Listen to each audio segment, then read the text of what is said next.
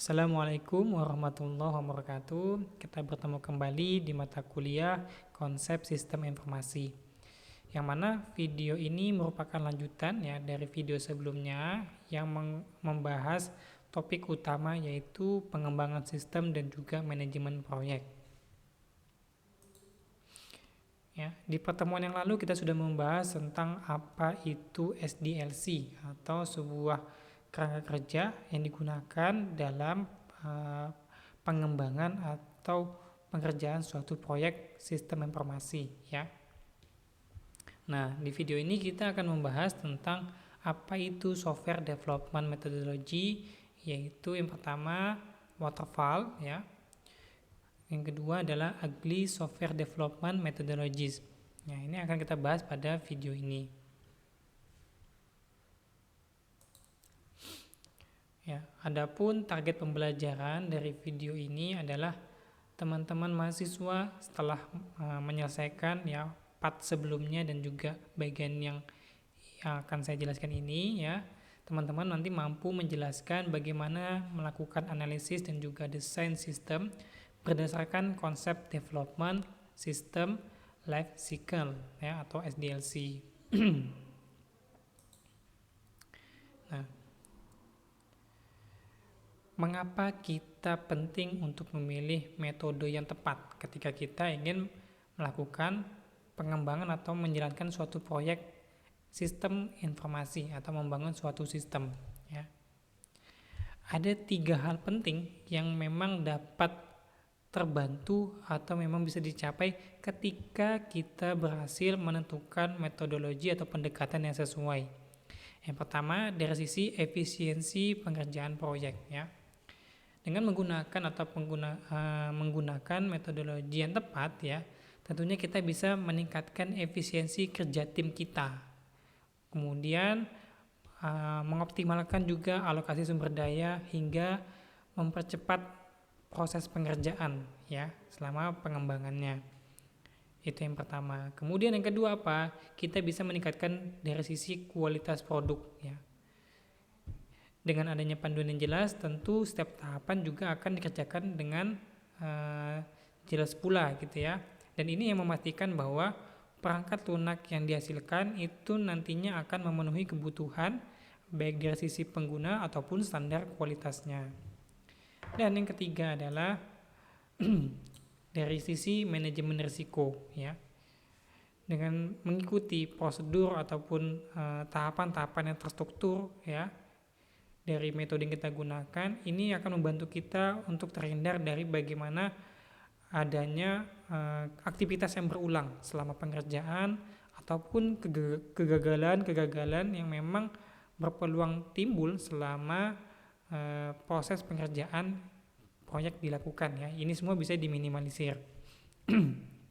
Jadi tentunya akan sangat penting ketika kita dapat menentukan metodologi atau pendekatan yang tepat ketika melakukan pengembangan sistem. Nah, ada 2 pengembangan sistem yang akan kita bahas di sini ya, atau yang secara umum perlu kita kenal ya kalau kita berada di bidang sistem informasi ya. Yang pertama ada metodologi, yaitu yang metode paling tua dan paling terkenal, yaitu adalah metode waterfall, metode air terjun ya istilahnya. Atau yang kedua adalah metode agile ya. Metode agile ini adalah metode yang baru dan memang dia populer karena kelincahannya ya. Agile itu kan lincah gitu. Nah, kita ingin memberikan gambaran umum dari kedua metode ini, yang mana waterfall ini digambarkan secara ilustrasi melalui gambaran proses yang dilakukan dari top menuju down atau top down gitu ya. Nah, karena proses top down-nya ini ya, jadi waterfall ini adalah sifatnya terstruktur ya. Dan di setiap proses yang terstruktur tadi menghasilkan dokumen-dokumen yang memang harapannya dan memang ditargetkan pasti baik gitu ya. Jadi setiap proses yang dilalui dari metode waterfall itu akan menghasilkan dokumen-dokumen yang sesuai persyaratan dari tahapan yang dilalui gitu ya. Kemudian ya, metode waterfall juga sangat cocok untuk kebutuhan project-project yang sifatnya memang stabil secara jangka panjang gitu ya. Jadi tidak dapat berubah sewaktu-waktu atau memang sedikit-sedikit ada perubahan ya. Nah, waterfall ini sangat cocok untuk project-project yang sifatnya memang sudah direncanakan dengan sangat matang. Jadi dalam kurun waktu yang cukup lama tidak ada perubahan yang terjadi gitu. Dan yang terakhir adalah setiap tahapan ya yang ada di dalam metode waterfall ini pasti memiliki namanya output yang jelas ya, sesuai dengan tahapannya. Jadi nggak mungkin nih sebelum kita melakukan tahapan B ya, kita nggak mendapatkan output yang ada di tahapan A, karena setiap output ini akan dimanfaatkan untuk tahapan-tahapan selanjutnya begitu ya. Jadi dia terstruktur dan berjalan dari awal hingga akhir atau secara top down. Sedangkan metode agile ya atau metode yang lincah gitu ya, ini metode yang berbasis kepada iterasi atau perulangan ya. Jadi dia sifatnya berulang dengan menghasilkan ataupun hasil yang terus dapat dievaluasi ya. Karena dia berulang, jadi setiap output ataupun hasil yang didapatkan ini akan dicek lagi, dievaluasi kembali gitu. Dan di metode agile juga ya, keterlibatan user ataupun pengguna ya, pelanggan selama siklus ini dilakukan sangatlah penting ya. Jadi keterlibatan pengguna ya ataupun pelanggan ini sangat penting dilakukan atau dilibatkan sepanjang siklus agile ini masih berjalan begitu. Dan agile ini dapat menerima ataupun dapat beradaptasi dengan sangat baik terhadap perubahan-perubahan kebutuhan ya.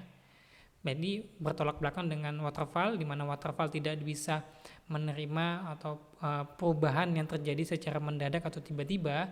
Nah, akan tetapi agile dia bisa menerima atau bisa beradaptasi dengan sangat baik terhadap perubahan yang terjadi sewaktu-waktu. Jadi kurang lebih secara umum gambarannya seperti itu ya, waterfall dan juga agile. Nah, sekarang kita akan bahas untuk waterfall terlebih dahulu ya. Di sini ada gambaran bahwa waterfall itu digambarkan atau diilustrasikan analoginya seperti air terjun ya, mengalir dari atas ke bawah ya. Begitu juga untuk tahapan di waterfall. Dia dikerjakan dari yang pertama hingga yang terakhir, dan semua tahapan akan dilalui dengan menghasilkan output yang bermanfaat gitu ya. Metode pengembangan perangkat lunak yang mengikuti alur kerja secara linear atau secara terurut gitu. Dan di setiap tahapan yang dilalui akan menghasilkan dokumentasi yang komprehensif ya pada setiap tahapan.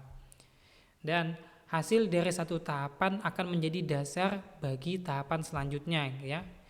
Dan ini yang akan membuat waterfall itu membutuhkan cost yang besar gitu ya, ketika adanya perubahan yang ditemukan dan dilakukan di tengah-tengah proses ya. Jadi sangat tidak mungkin atau sangat sulit sekali ya bagi waterfall untuk menerima adanya perubahan, karena akan menyebabkan tingginya cost yang dikeluarkan. Kemudian poin selanjutnya adalah waterfall sangat cocok untuk kebutuhan project yang memang sudah jelas planningnya dan dirancang juga dengan sudah sangat jelas dan sangat matang, dan diharapkan tidak ada perubahan dalam jangka waktu yang cukup dekat ya.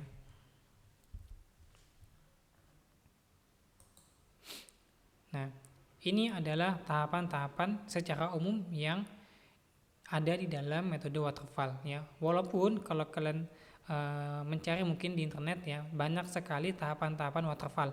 Ada yang 5 tahapan, ada juga mungkin yang 6 tahapan seperti ini ya. Ada beragam ya, tergantung dari ilmuwan ataupun para tokoh-tokoh ya yang mengemukakannya. Jadi bisa saja ada beberapa versi gitu ya.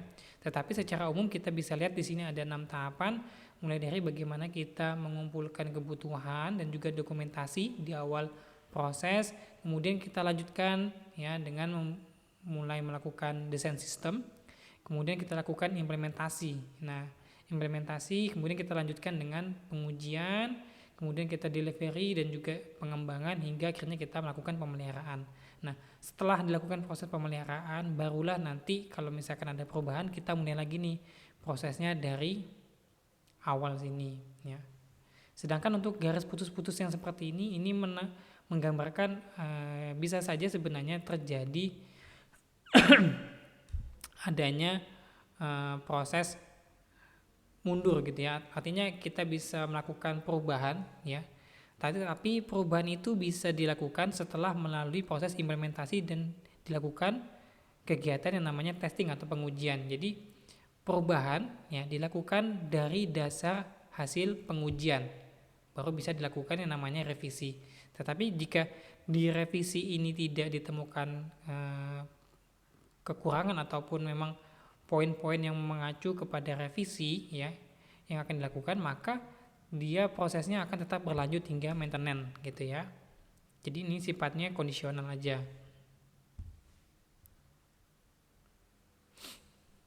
Nah, di sini saya coba merangkum ya tahapan-tahapan yang ada di metode waterfall, kemudian keterangan dan juga pendekatan yang bisa dilakukan gitu ya.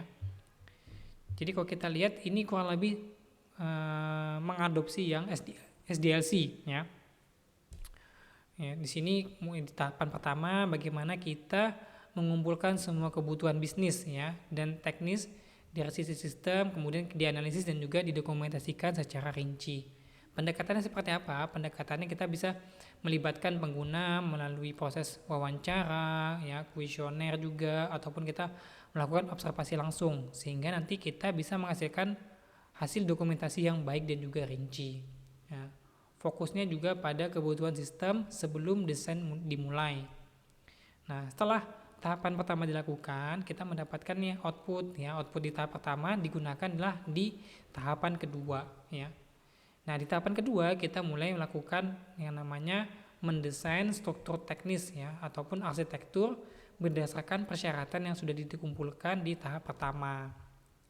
Ya, seperti halnya SDLC ya di tahap kedua kita mulai membangun yang namanya di tahap desain ya di SDLC kita mulai membuat rancangan-rancangan, ada yang bentuknya diagram dan seterusnya ya dengan menggunakan berbagai macam alat bantu, kemudian menyusun rencana desain secara menyeluruh.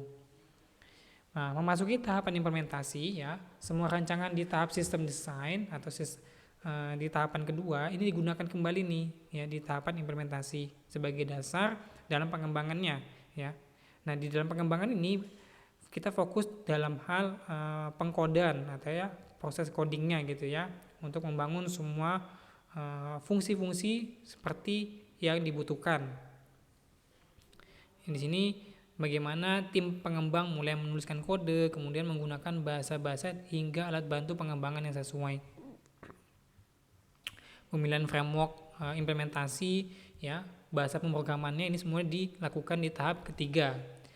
Nah, setelah dari tahap ketiga dihasilkan misalkan sistemnya ya, nah sistem tersebut yang akan dilakukan pengujian atau testing ya bahasanya. Nah, sistemnya diuji untuk memastikan tidak ada yang namanya bug atau kesalahan dan memastikan semua fitur yang ada di sistem yang sudah dibuat berfungsi sesuai dengan spesifikasi yang diharapkan ya. Pengujiannya bisa melalui unit ya ataupun melakukan pengujian yang integrasi ataupun pengujian sistem ya. Nah, dan juga melibatkan pengujian manual ataupun secara otomatis. Nah, setelah didapatkan hasil pengujian ya dan hasil pengujian ini juga dijadikan dasar untuk apakah dilanjutkan menuju proses delivery hingga development atau bisa dilakukan revisi ya kembali ke sistem desain ya. Nah, ketika dilanjutkan maka sistem yang sudah selesai diuji ini akan diimplementasikan ya ke lingkungan produksi yang sebenarnya ya. Pendekatannya macam-macam mulai dari instalasi server, perangkat lunak ya, nanti juga ada pelatihan pengguna ya karena ini juga tidak kalah penting. Ketika para pengguna ya mendapatkan sistem baru, mereka tidak bisa dilepaskan begitu saja. Maka mereka harus dilakukan pelatihan atau pembekalan terkait dengan sistem-sistem yang sudah dibangun tadi. Dan hingga pada akhirnya ya masuk ke tahap maintenance ya. Maintenance bagaimana sistem ini dirawat, kemudian dilakukan pemantauan secara konstan, berkelanjutan, apakah nanti ada dilakukan yang namanya upgrade ataupun penyesuaian baik secara penambahan ataupun pengurangan fitur gitu ya. Dan ini semua tujuannya untuk menyediakan layanan yang mendukung kepada pengguna hingga memperbarui sistem sesuai dengan kebutuhan baru ataupun perbaikan yang perlu dilakukan. Nah, ya, jadi secara keseluruhan rangkumannya seperti ini untuk yang waterfall. Ada 6 tahapan dengan beberapa pendekatan yang bisa dilakukan. Adapun untuk kelebihan dan juga kekurangan waterfall ya, ada 5 masing-masing. Yang pertama, struktur yang jelas dari waterfall karena prosesnya tadi adalah top down ya, prosesnya jelas dari atas ke bawah. Kemudian transfer informasi yang baik. Kenapa? Karena setiap tahapan menghasilkan output dan output itu akan menjadi dasar digunakannya kembali di tahap yang selanjutnya. Yang ketiga, mudah untuk dikelola ya. Karena apa? Di tahap awal semua sudah didokumentasikan dengan sangat rinci. Nah, ini yang membantu atau dapat kita katakan bahwa waterfall ini mudah dikelola karena semuanya sudah didokumentasikan dengan jelas di awal ya, dengan sangat rinci juga. Penentuan tujuan yang baik ya, itu juga termasuk, dan sangat stabil. Sangat stabil dapat kita lihat dari bagaimana waterfall ini dikerjakan secara terstruktur, kemudian semuanya berkesinambungan antara tahap pertama menghasilkan output digunakan kembali hingga begitu pada akhirnya selesai ya tahapannya. Sedangkan kalau dari sisi kekurangannya ya, pertama, waterfall ini sangat tinggi biaya ketika adanya revisi ya. Itu yang pertama. Kemudian tidak fleksibel. Kenapa? Karena kita harus menyelesaikan satu tahapan hingga benar-benar selesai ataupun satu siklus utuh daripada waterfall yang kita kerjakan baru kita bisa melakukan yang namanya revisi. Jadi ini sangat tidak fleksibel ya dalam hal pengembangannya. Kemudian dia tidak memprioritaskan pengguna akhir ya, tetapi lebih berfokus kepada bagaimana sistem itu dibuat terlebih dahulu ya. Rancangannya dibuat dulu secara matang tetapi tidak melibatkan dari sisi pengguna akhir ya. Dia hanya melibatkan orang-orang yang memang mempunyai peran penting di dalam penggunaan sistemnya ya, ataupun perancangan sistemnya. Kemudian pengujian tertunda. Ya, maksudnya pengujian tertunda di sini adalah bagaimana kita bisa melakukan evaluasi kita baru bisa melakukan tahapan evaluasi ketika kita sudah masuk ke fase testing ya. Kita nggak bisa melakukan nih evaluasi ataupun pengujian ya ketika misalkan kita masih berada di tahapan misalkan implementasi, kita masih belum bisa nih ya mengevaluasi hanya bagian-bagian tertentu, nggak bisa. Kita baru bisa mengevaluasi ketika keseluruhan sistem yang dibangun itu sudah benar-benar selesai ya. Jadi kita butuh waktu tertentu nih untuk menunggu sampai dengan fasenya ini sudah sampai ke fase testing ya. Jadi ini juga cukup menghambat. Dan yang terakhir, tidak adanya ruang untuk melakukan revisi. Kalaupun ada, kembali lagi tingginya biaya untuk melakukan perubahan ya. Jadi sangat tidak fleksibel dan juga memang membutuhkan cost ketika adanya perubahan. Nah, sekarang kita bisa coba melihat di sini adalah contoh bagaimana metodologi waterfall coba diimplementasikan untuk sebuah proyek sistem bank. Kenapa sistem bank? Karena sistem bank ini adalah sistem yang memang dirancang tanpa adanya perubahan yang dilakukan mungkin di tengah-tengah prosesnya gitu ya. Jadi sistem bank ini memang dirancang secara utuh terlebih dahulu baru diimplementasikan ya, atau baru dijalankan. Jadi kalaupun ada perubahan itu biasanya nanti ya, ataupun penambahan fitur-fitur di akhir, tapi secara konsep ataupun sistem utamanya itu tidak akan pernah berubah ya. Jarang sekali ada perubahan. Nah, ketika kita masukkan ke tahapan waterfall, kita bisa melihat di tahapan planning ya, bagaimana bank akan menetapkan ruang lingkup proyeknya ya, mulai dari fitur ataupun fitur-fitur untuk misalkan pendaftaran akun, manajemen transaksi, dan juga pembuatan laporan keuangan. Nah, setelah itu baru dia akan menentukan nih bagaimana sih anggaran yang kita bisa gunakan, jadwalnya seperti apa, dan juga sumber dayanya yang mereka miliki yang akan dialokasikan untuk proyek tersebut. Nah, setelah selesai di proses planning, ya masuk ke fase analisis ya. Fase analisis ya, dimana nanti di sini mereka mulai melakukan yang namanya penggalian kebutuhan atau kebutuhan data hingga dokumentasi melalui pendekatan baik wawancara dan metode lain ya, hingga observasi ya.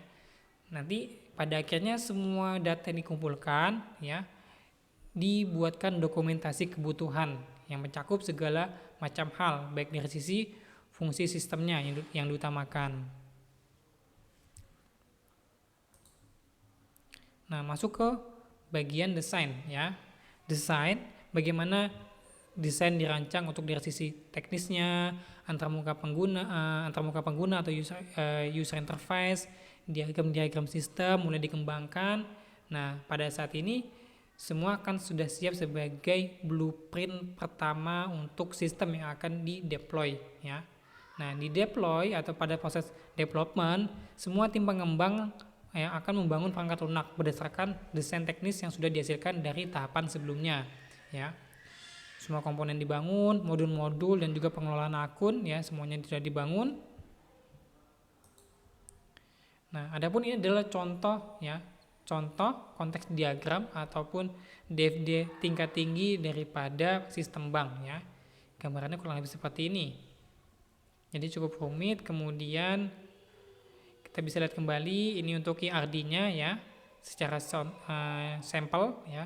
IRD-nya seperti ini, hingga nanti di desain ya untuk user interface-nya kita bisa melihat nih, ini adalah contoh misalkan dashboard untuk member online-nya ya, katakanlah seperti itu. Nah, kemudian di tahap testing ya dilakukanlah ya berbagai macam pengujian, mulai dari unit testing, integrasi testing, dan juga sistem testing. Yang intinya apa? Mereka bisa nanti memastikan bahwa sistem berjalan sesuai dengan fungsinya dan tidak ditemukannya bug ya, sehingga kalaupun ada nanti dilakukan perbaikan sebelum sistem dipindahkan ke lingkungan yang sebenarnya. Ya, implementasi ya, sistem mulai digunakan ya nanti di cabang-cabang oleh bank-bank yang sudah siap, kemudian datanya dilakukan migrasi hingga nanti dilakukan training untuk setiap staf yang ada di dalam bank tersebut ya. Dan yang terakhir adalah bagaimana bank menyediakan tim khusus yang memang dia akan menghandle untuk dukungan teknis atau kita sebut dengan help desk ya, tim yang memang membantu teknis daripada sistem gitu. Jadi nanti kalau misalkan ada dari karyawan yang ingin bertanya, dia akan mendapatkan respon cepat terkait dengan permasalahan yang dihadapi. Hingga yang terakhir adalah perawatan berkala yang dilakukan. Ya. Jadi untuk yang waterfall kurang lebih secara penerapannya kurang lebih seperti itu. Sedangkan kita akan lanjutkan untuk yang metodologi agile ya. Nah, agile secara definisi ini merupakan metodologi pengembangan perangkat lunak yang mana dia menekankan pada aspek fleksibilitas, kemudian pendekatan yang iteratif, dan juga bisa kolaborasi ya, kolaborasi yang intensif dengan pengguna. Nah, poin yang bisa kita ambil adalah di sini metode agile adalah metode yang bisa merespon kebutuhan pengguna ya dengan cepat dan juga efisien. Nah, dan poin yang kedua adalah bagaimana agile sangat ideal untuk proyek yang kompleks atau di mana suatu kebutuhan ini dapat berubah sewaktu-waktu. Ya. Nah, ini adalah proses daripada agile itu sendiri ya.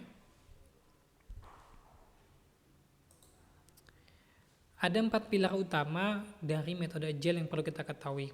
Yang pertama, bagaimana individu dan interaksi ini berada di atas proses dan juga alat ya. Jadi maksudnya adalah individu ini kan tadi yang pertama adalah keterlibatan pengguna ini sangat dibutuhkan sekali di metode agile ya. Dan ini di atas yang namanya prosedur proses dan juga alat gitu ya. Jadi pokoknya interaksi antara tim pengembang dan juga pengguna ini adalah segala-galanya di dalam metode agile. Ya, yang kedua, perangkat lunak yang berfungsi melalui dokumentasi yang komprehensif. Nah, di dalam metode agile ya, kita tidak terlalu memprioritaskan yang namanya dokumentasi yang komprehensif. Tetapi di dalam metode agile kita berfokus untuk menghasilkan bagaimana perangkat yang kita hasilkan ini dapat berfungsi dengan baik terlebih dahulu. Sedangkan untuk dokumentasi ini bisa kita buat ya. Ini bisa dibuat, tetapi yang penting bagaimana produk yang dihasilkan ini sudah bisa berfungsi dengan benar gitu. Kemudian kolaborasi pelanggan melalui negosiasi kontrak ya. Di sini maksudnya adalah bagaimana perubahan-perubahan yang dilakukan atau didapatkan dari masukan-masukan pengguna melalui feedback selama proses metode agile ini dilakukan, ini bisa diterima gitu ya. Jadi tidak berpatokan kepada kontrak ya. Kemudian menanggapi perubahan daripada mengikuti rencana ya. Jadi kalau di dalam metode agile ya, kita terkadang lebih pokoknya berpikirnya itu bagaimana perubahan ataupun permintaan daripada konsumen itu bisa dipenuhi ya, ketimbang kita harus mengikuti pola yang terstruktur. Tidak seperti halnya di metode waterfall. Kan kita tidak bisa tuh berpindah dari satu tahapan ke tahapan lain kalau di metode waterfall. Nah, kalau di agile kita malah berpikir atau dituntut untuk berpikir bagaimana kita bisa menanggapi perubahan yang ada ya tanpa harus mengikuti rencana ataupun tahapan-tahapan yang emang sudah didefinisikan gitu ya. Jadi ada 4 pilar. Yang memang ini adalah ciri daripada metode agile. Nah, adapun ada 12 prinsip kerja daripada agile methodology. Yang pertama, bagaimana kita harus bisa membuat pelanggan itu senang ya, melalui kemajuan ya, program ataupun sistem yang kita kembangkan, yang kita berikan dari secara terus-menerus dan berkelanjutan dari awal ya. Kemudian kita merangkul persyaratan yang dapat berubah. Jadi persyaratan ataupun perubahan-perubahan itu kalau di metode agile itu sangat dibutuhkan setiap saat. Artinya kita pengen gimana caranya si pelanggan ini puas ya. Pelanggan ini puas dengan semua keinginan mereka yang bisa kita penuhi gitu ya. Jadi nggak masalah selama proses berjalan itu ada yang namanya perubahan, nggak jadi masalah. Jadi kemudian kita dituntut untuk sering-sering mengirimkan pekerjaan kita kepada pelanggan. Biar apa? Biar kita mendapatkan feedback ya, terus-menerus juga untuk perbaikan yang lebih cepat ya. Ketika kita mendapatkan feedback juga yang semakin cepat dari pelanggan, maka kita juga akan dapat dengan cepat menyelesaikan proyek tersebut gitu. Kemudian pemangku kepentingan dan pengembang harus bekerja sama ya. Jadi semua tim harus bekerja sama di dalam metode agile. Kemudian bagaimana dari tim pengembang ataupun dari manajernya ini harus bisa memberikan lingkungan kerja yang memang mendukung untuk kebutuhan pengembangan gitu. Bagaimana kita misalkan ada dari manajer itu ya, mereka harus bisa percaya dengan tim yang melakukan pengembangan sistem tersebut gitu ya, memberikan kepercayaan kepada mereka untuk bisa menyelesaikan pekerjaan. Nah, kemudian di dalam metode agile ya, yang namanya pertemuan tatap muka secara langsung untuk membahas suatu masukan ataupun evaluasi ini sangatlah penting dan ini menjadi sangat efektif di dalam metode agile. Kemudian yang menjadi tolak ukur kemajuan suatu sistem adalah bagaimana setiap bagian daripada sistem ini bisa berfungsi dengan baik ya. Kemudian kecepatan kerja harus konstan dan berkelanjutan. Jadi tidak boleh ada yang molor. Dan ya, yang ke-9 adalah bagaimana kita bisa memberikan perhatian secara terus-menerus kepada keunggulan teknis dan desain yang baik gitu.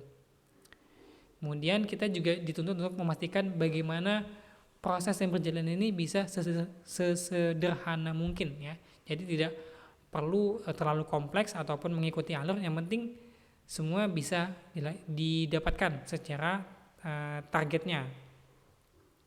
Dan setiap tim yang ada di dalam ataupun yang terlibat di dalam metode agile, mereka dituntut mandiri untuk bisa mengatur diri mereka masing-masing ya. Jadi nanti ketika mereka bisa bagaimana memposisikan diri, kemudian hingga mereka bisa mengatur pola kerja mereka, ini akan sangat membantu nih tim dalam merefleksikan bagaimana tim tersebut untuk bisa bekerja jauh lebih baik dan efektif lagi. Dan ini bisa ditingkatkan juga secara berkala ya. Ini tadi adalah 12 prinsip kerja agile ya yang perlu kita tahu juga.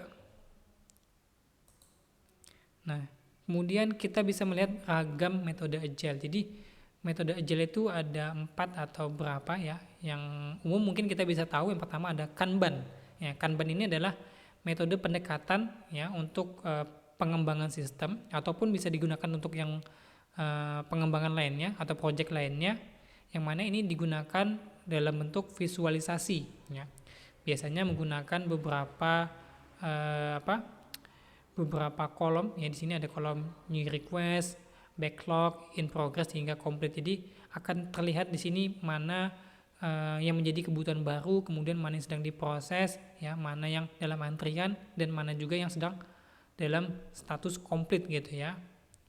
Ini adalah Kanban ya, kanvas untuk melihat bagaimana pergerakan pengerjaan secara visual. Kemudian Scrum. Nah, Scrum ini adalah metode yang umum di dalam jenis daripada metode agile yang umum ya. Dan istilahnya adalah Scrum. Di mana di dalam Scrum ini akan dibentuk tim ya, tim kecil yang untuk bekerja secara sprint atau dalam kurun waktu tertentu, dan ini adalah siklusnya pendek, hanya sampai dengan 1 hingga 4 minggu ya. Ini dikatakan sebagai sprint. Jadi misalkan ada suatu project nanti dipecah-pecah ya kegiatannya, dan nanti setiap pecahan ini ataupun setiap bagian akan ditargetkan waktu pengerjaannya, dan rata-rata waktu pengerjaannya adalah 1 hingga 4 minggu dan tidak boleh lebih ya. Dan ini sifatnya berulang ya, iteratif.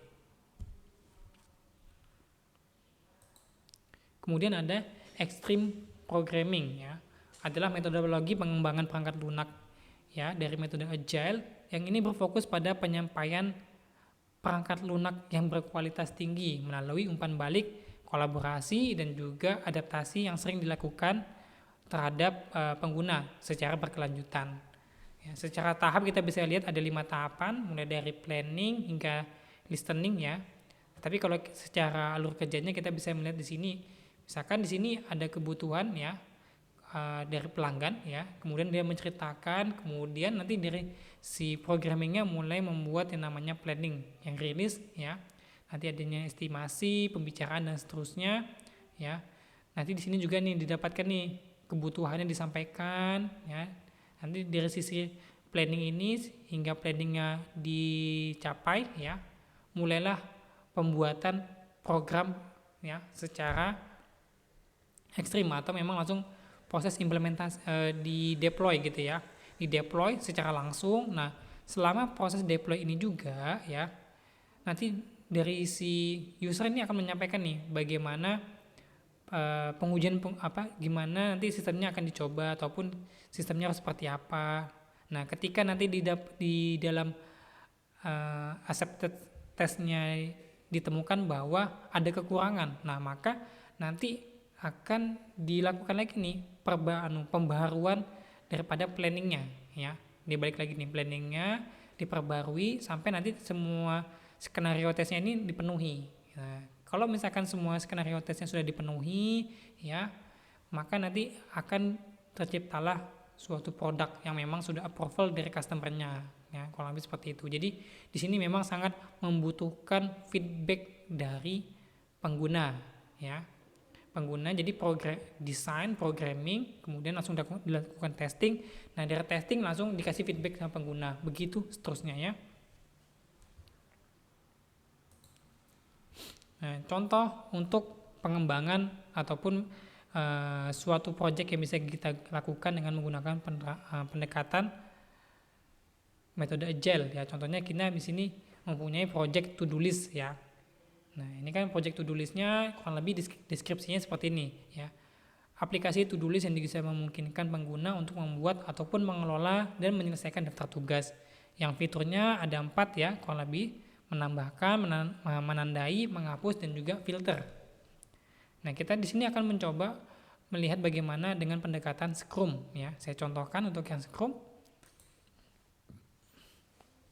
Yang pertama kita akan membuat dulu ya, membuat tim yang terdiri dari product owner, kemudian ada Scrum Master dan juga development team ya. Ini adalah tiga unsur utama ya yang harus ada di dalam tim project Scrum ya. Apa itu project owner? Ini adalah orang yang bertanggung jawab atas backlog produk dan juga menentukan prioritas fitur yang akan dikerjakan terlebih dahulu gitu. Ya, jadi ini adalah ibaratnya manajernya, kemudian ada Scrum Master, ini adalah orang yang akan memastikan bagaimana proses agile berjalan dengan baik ya. Kemudian development, ini terdiri dari 4 orang ya atau mungkin lebih ya. Ada 2 dari front end developer, back end developer dan 1 orang untuk ya question dan answer ya. Ini yang pertama kita harus lakukan adalah membangun tim project Scrum. Selanjutnya, ya, nanti kita masuk ke perencanaan awal. Ya. Perencanaan awal ini akan dilakukan oleh product owner, di mana product owner akan membuat sebuah table yang isinya adalah kebutuhan daripada aplikasinya. Nanti dia akan juga memberikan penilaian bagaimana prioritas dari masing-masing backlog yang sudah ditentukan. Ya, di sini misalkan sebagai pengguna saya bisa menambahkan tugas baru agar saya dapat mencatat pekerjaan saya. Ya, jadi di sini prioritasnya tinggi. Ya, prioritasnya tinggi, maka nanti kita akan kasih estimasi poinnya juga tinggi, gitu ya, disesuaikan. Nah, ini adalah contoh gambaran kebutuhannya. Jadi ada prioritas dan juga backlog atau log kebutuhannya apa saja yang akan dideskripsikan.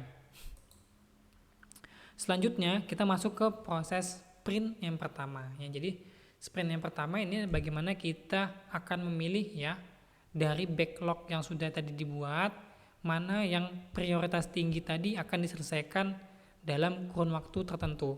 Kan waktunya adalah 1 hingga 4 minggu itu maksimal ya. Jadi bisa saja 2 minggu ataupun 3 minggu.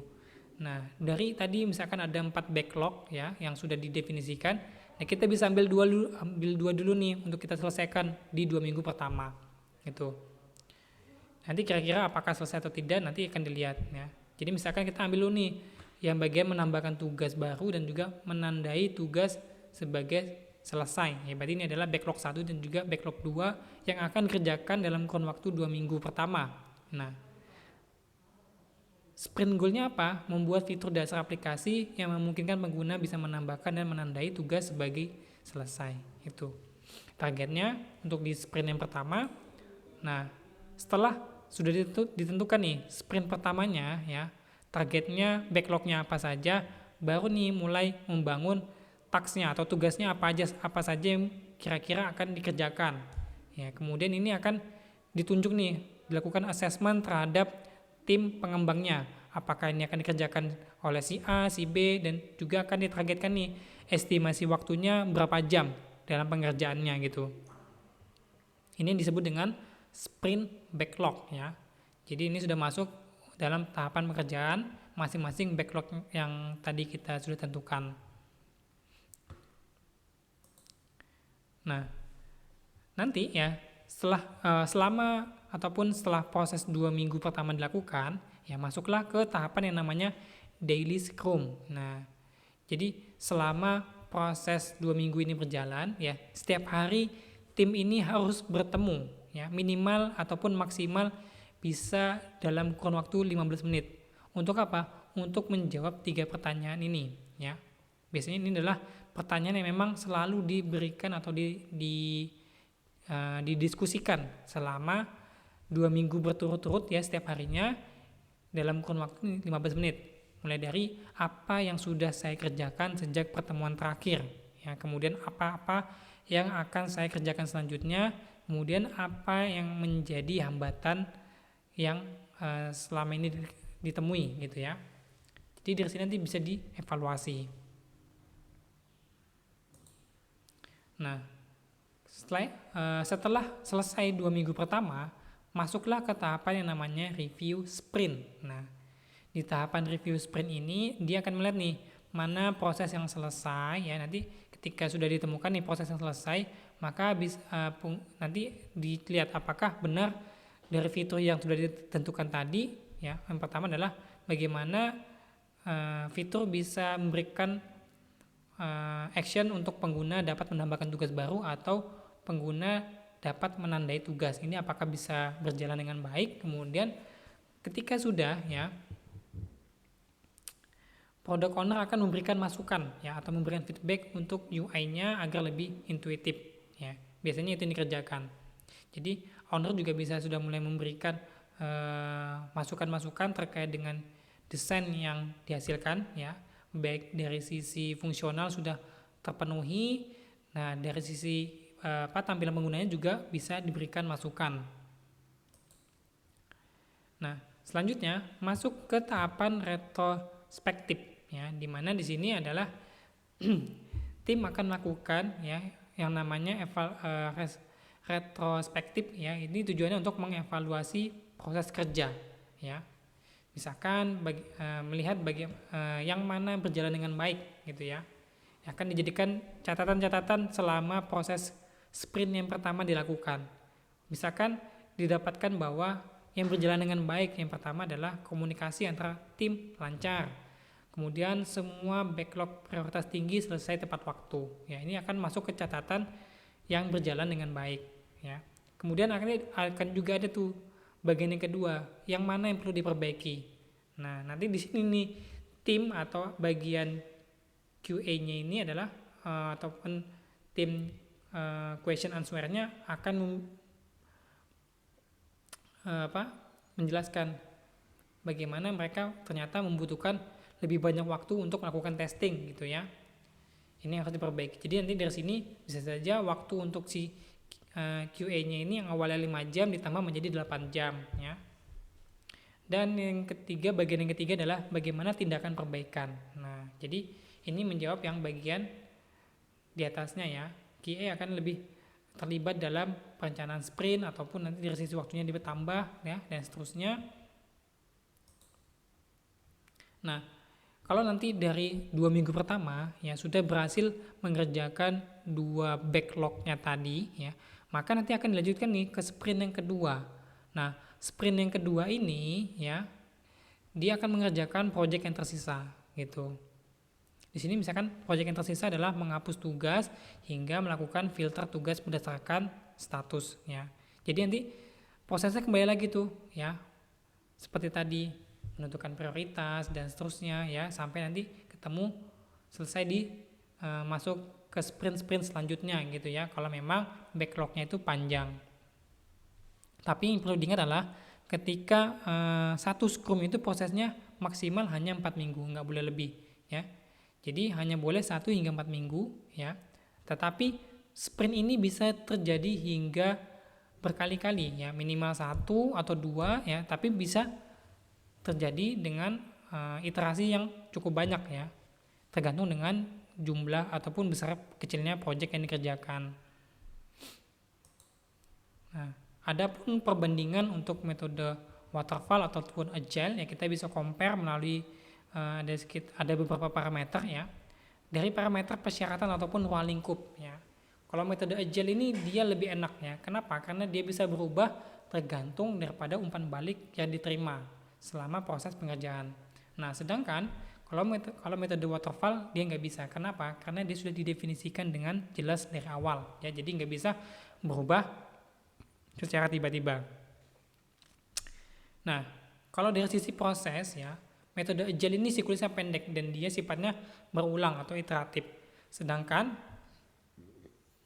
kalau yang waterfall ini siklusnya cenderung panjang dan dia tidak mungkin dikerjakan dalam waktu yang singkat ataukah misalkan sebulan ataupun 2 bulan, ya itu nggak mungkin sekali, karena dia mempunyai urutan yang jelas dan dalam satu tahapan itu biasanya memakan waktu yang cukup lama gitu. Kemudian dari sisi keterlibatan klien ya, kalau di agile ya ini akan sangat penting dan berkelanjutan. Sedangkan kalau di metode waterfall hanya dilibatkan pada bagian akhir gitu ya. Kemudian kerangka waktu ya, kalau agile tentu sangat fleksibel karena dia bisa mengakomodir perubahan baik di awal hingga akhir gitu ya. Sedangkan kalau waterfall dia sangat ketat ya, hampir tidak ada peluang untuk bisa melakukan perubahan. Jadi waktunya ini juga sangat mepet-mepet gitu. Kalau dari sisi anggaran ya, yang agile dia bisa berubah kapan aja sesuai dengan kebutuhan pengguna, tetapi kalau yang waterfall dia konstan ya. Ketika didefinisikan di awal sekian juta ya sudah sekian juta itu, tidak bisa diotak-atik lagi ya, karena anggarannya sifatnya konstan. Dari sisi persyaratan kolaboratif ya, kalau di agile ini sangat insentif kolaboratif antara pengembang ya, pemilik produknya, dari tim pengembangnya hingga customernya, ini sangat intensif gitu ya.